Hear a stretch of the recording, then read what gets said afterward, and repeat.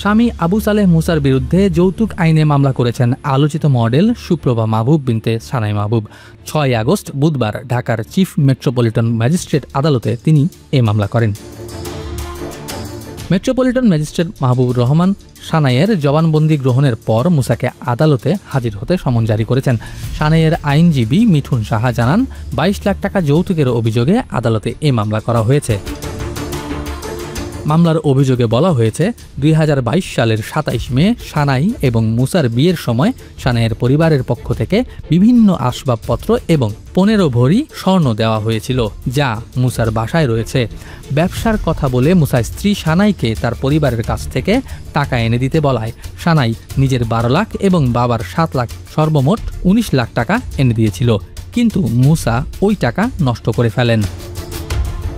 এছাড়া ব্যক্তিগত ঋণ পরিশোধের জন্য স্ত্রীকে দেহ ব্যবসায় নামানোর জোর চেষ্টা করেন মুসা, এমন অভিযোগও রয়েছে মামলায়। সানাইয়ের কাছে 22 লাখ টাকা যৌতুক দাবি করেন এবং দিতে অস্বীকৃতি জানালে সানাইয়ের উপর নাকি শারীরিক ও মানসিক নির্যাতন করেন মুসা।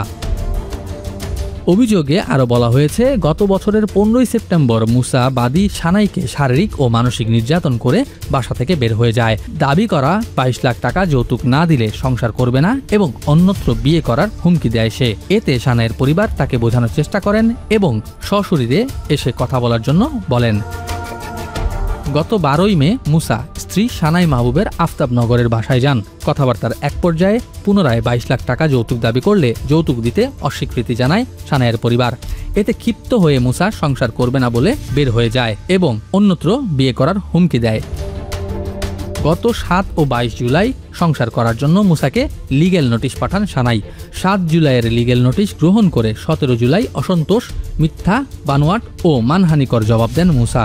এর কিছুদিন পর গত 31 জুলাই মুসা বাদী সানাইয়ের আফতাবনগরের বাসায় গিয়ে জানায়, শতবার পাঠালেও তিনি লিগ্যাল নোটিশ গ্রহণ করবেন না এবং দাবিকৃত যৌতুক না দিলে সংসার করবেন না। বিনোদন ডেস্ক, বাংলাদেশের খবর।